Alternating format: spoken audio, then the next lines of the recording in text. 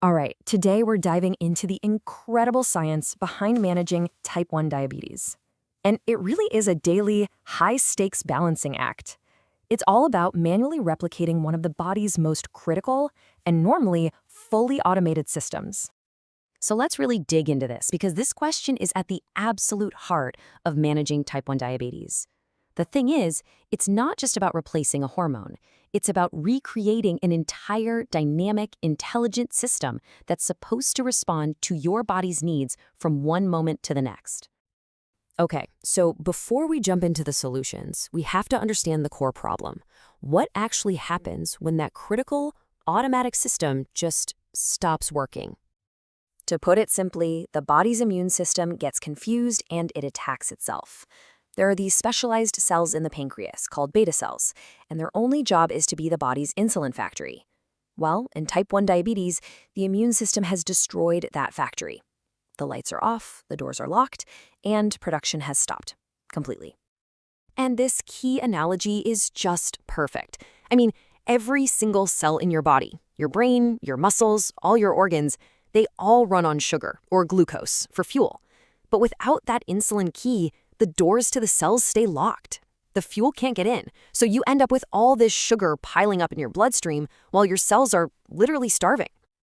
So if the body's own insulin factory is permanently closed, how in the world do you replace what it made?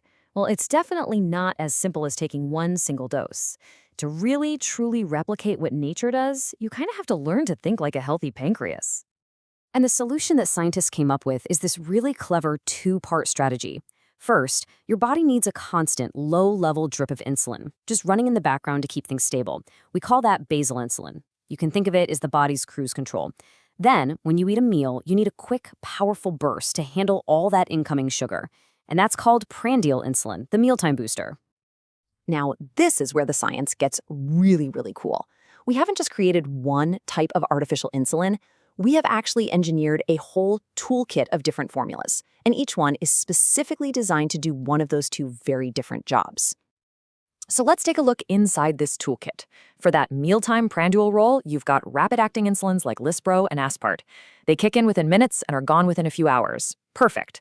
Then for that background basal role, you have long-acting insulins like Glargine, which can provide a steady release for about 24 hours straight.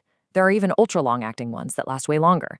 And the real magic here is how they're engineered. Just tiny changes to the insulin molecule make some work super fast, while others form a little deposit under the skin that dissolves slowly, kind of like a time-release capsule.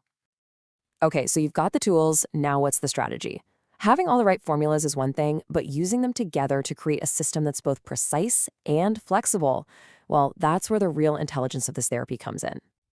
And this is the ultimate goal, right here. We're not just trying to lower blood sugar. No, we're aiming to do something much more elegant, to recreate the body's natural insulin patterns throughout the entire 24-hour cycle of just living, eating, sleeping, everything. So try to visualize what this looks like. You start with a steady, flat foundation of that long-acting basal insulin. It's just running quietly in the background all day and night. Then, on top of that flat line, you add these sharp, quick peaks of rapid-acting prandial insulin, right when you eat breakfast, lunch, and dinner. It creates this beautiful combination of a stable base with these totally flexible, on-demand boosts. And the most crucial point here is the real-world impact this has. By separating the background and mealtime jobs, this approach gives people true freedom.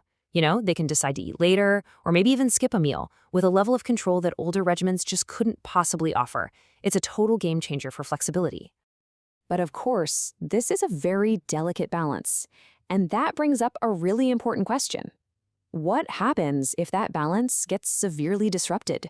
What happens when the system goes into crisis mode? Well, when there's a critical lack of insulin, the body essentially panics.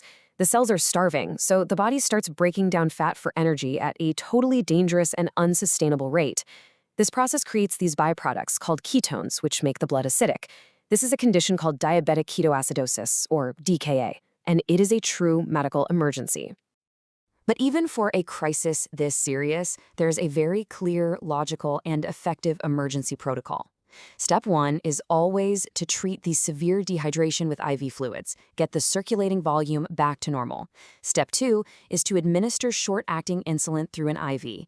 This stops the ketone production and finally allows the cells to start using sugar for fuel again. It's a simple 1-2 punch. First, fix the hydration, then fix the fuel problem.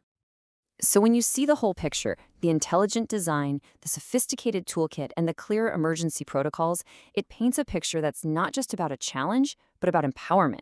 It's really a testament to how science can replicate a complex biological system with remarkable precision. So I'll just leave you with this. Does knowing how precisely this system can be managed and that even the emergencies have clear protocols change how you view the challenge? Thanks for joining us.